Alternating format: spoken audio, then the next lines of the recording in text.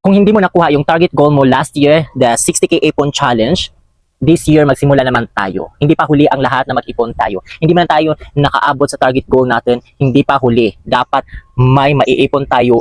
Hindi natin yun naabot dahil walang naggagabay sa atin. So meron akong mga books dito na nabili. Ayan, kung paano ang tamang pag-iipon. Yan. And then may budget tayo. May utang free para makawala tayo sa utang.